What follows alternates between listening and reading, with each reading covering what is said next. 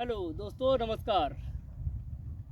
भारत देश का उत्तर प्रदेश राज्य आज किसी परिचय का मोहताज नहीं है। दोस्तों, उत्तर प्रदेश में पूर्वी उत्तर प्रदेश जो आज लगभग 10 दिनों से घनघोर धुंध कोहरे कुहासे से ढका हुआ था, शीतलहर ऐसी चल रही थी मानो जो है सीने से निकल रही थी और पीठ से चली जा रही थी।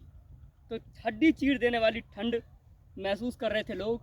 और आज यह पौष माह के 14वें और 15वें दिन धूप खिलखिलाती हुई आई है।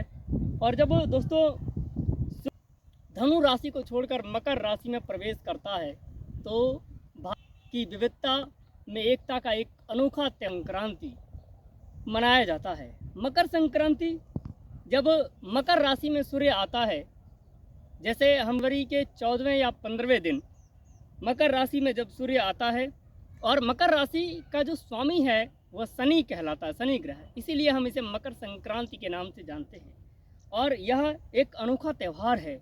यह त्यौहार किसान अपनी नई फसल की समृद्धि के लिए सूर्य की उपासना करके मनाता है, प्रकृति की पूजा करता है, प्रकृति में इस हर प्रकार के अन्न की पूजा करता है। इस स्नान करके संगम पर, खासकर नदियों के संगम पर, जैसे माघ मेले का भी प्रारंभ होता है, महीनों तक लगता है उत्तर प्रदेश में, तो स्नान करके दान करने की बड़ी अनोखी परंपरा है। अभी सहसा में गांव में एक माँ और बेटे की बात को सुन रहा था। बेटा कह रहा था इस त्यौहार में दान करने की परंपरा है, और दान में जो पूर्वी उत्तर प्रदेश है, इस पूर्वी उत्तर प्रदेश में लोग इस त्यौहार को अलग अलग, देखो जब भारत में अलग अलग राज्यों में अलग अलग नामों से जाना जाता है। जैसे तमिलनाडु में इसे पोंगल, आप पंजाब में आओ तो लोहड़ी कहते हैं, असम में जाओ तो बिहू कहते हैं, और बाकी जो कर्नाटक है, केरल है, आंध्रा है, यहाँ इसे केवल संक्रांति के नाम से ही जानते हैं। तो उत्तर प्रदेश का जो क्षेत्र है, नॉर्थ इंडिया का क्षेत्र है, यहाँ पर इसे मकर संक्रांति के नाम से जानते हैं। जब पूर्वी उत्तर प्रदेश और बिहार में आते हैं तो दोस्तों इसे खिचड़ी पर्व के रूप में जानते हैं। उत्तर प्रदेश में एक गोरखपुर शहर, जहाँ से आजकल उत्तर प्रदेश के मुख्यमंत्री योगी आदित्यनाथ जी महाराज भी हैं, उस गोरखनाथ मंदिर में खिचड़ी चढ़ाने की विशेष परंपरा है। तो खिचड़ी त्यौहार के नाम से भी ये जाना जाता है। इसमें लोग जो है चावल का, तिल का, गुड़ मिलाकर तिलकूट बनाते हैं। देसी भाषा में यहाँ पूर्वी उत्तर प्रदेश में लोग लाई कहते हैं, बिहार में इसको धोधा के नाम से भी जाना जाता है।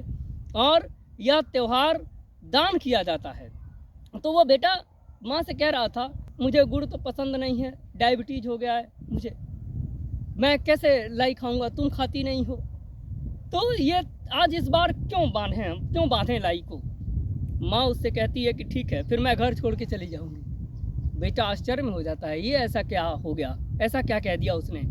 फिर वो पूछता है अपनी माँ से, तो माँ कहती है कोई आएगा, जैसे कुछ गरीब लोग आते हैं जिनको दान किया जाता है, तो परंपरा है, ये हमारी संस्कृति है कि सबको मिले, हर चीज़ मिले। जो गरीब है, जो से नहीं खर्च कर सकता, गुड़ नहीं ला सकता, बाकी चीज़ें नहीं ला सकता, खेत खलियान नहीं, बहुत सारे मजदूर हैं, उनको भी तो मन करता होगा खाने का, तो उनको भी दान करने की परंपरा है।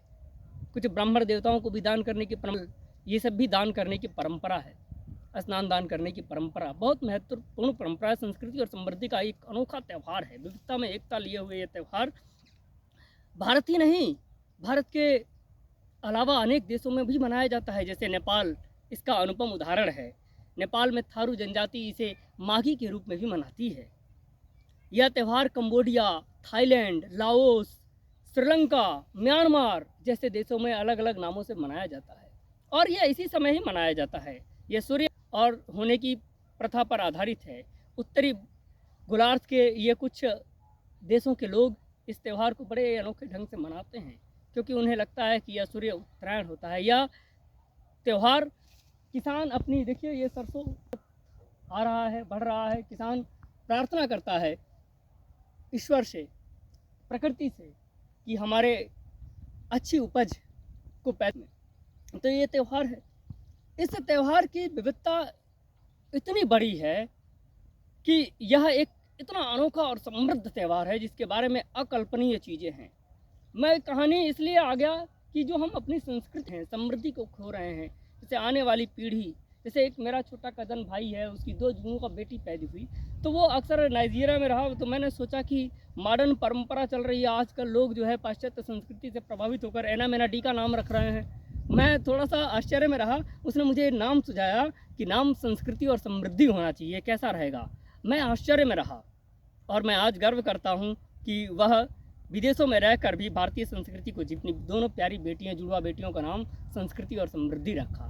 संस्कृति और समृद्धि का यह अनोखा विविधता लिए हुए त्यौहार भारत में इतने मनाया जाता है और लोगों की यह अपेक्षा रहती है क्या कि कड़ाके की ठंड चल रही है, चलो खिचड़ी में तो धूप आएगी ही आएगी। तो देखो आज सूर्य कितना अनोखा चमक रहा है, मैं उसे देख भी नहीं पा रहा हूँ, परंतु आज इतनी खुशी है कि धूप में खड़े होकर मैं 10 दिनों इस शीतलहर के भयानक प्रकोप से, जब पूरा पूर्वी उत्तर प्रदेश और बिहार कांप रहा था, उस समय यह जो है आज सूर्य लोगों में जान डाल देने वाला है। हड्डियां तोड़ देने वाली, हड्डियों को एकदम दर्द में कराह देने वाली ठंड पड़ रही थी यहाँ पर, और आज सारी फसल लहलहा रही है, इस समृद्धि की कामना कर रहा है, ये फसल हो रही है। दोस्तों मेरा ये तो थोड़ा सा वीडियोस आपके सामने शेयर करने का था कि बहुत सारे लोग अपने इस त्यौहार के बारे में वंचित हैं, तो मुझे लगा कि ये जानकारी आप तक पहुंचाए और मैंने सोचा कि आपके पास मैं वीडियो के माध्यम से ही और जो है आपको मकर संक्रांति की शुभकामना संदेश भी बहुत सारे मेरे पास आ रहे हैं।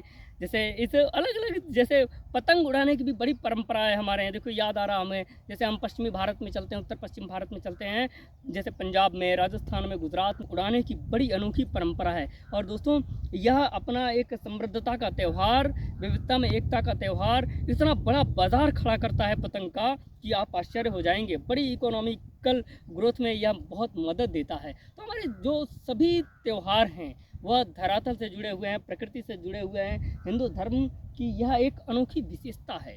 तो इसके बारे में मैं सोच रहा था कि आपको मकर संक्रांति की शुभकामनाएं दूं। तो अलग अलग नामों से अलग अलग जगहों पर यह विविधता में एकता हुआ लिए हुए हमारा त्यौहार आपके जीवन में भी मंगल कामना करे। भगवान सूर्य जो प्रत्यक्ष देवता के रूप में हमारे सामने मौजूद रहते हैं, अक्सर हमें जो दिखता है उसे हम अक्सर देवी देवताओं के बारे में आजकल युवा पीढ़ी कहती है क्या कि किसी को देखा है क्या, देवी देवताओं को देखा है क्या। तो सूर्य जो है प्रत्यक्ष देवता के रूप में है। यहाँ पर सूर्य देवता को अर्घ देने की परंपरा है, जल देने की परंपरा है, बहुत प्राचीन समृद्ध परंपरा है हमारी। इसको अगर हम समझे, विचार करें तो एक अनोखा भारत हमको दिखेगा जो आज भी विविधता में एकता को समेटे हुए है। तो दोस्तों मकर संक्रांति, लोहड़ी, बिहू, पोंगल, खिचड़ी की बहुत बहुत आप सबको बहुत बहुत शुभकामनाएं, बहुत बहुत बधाई।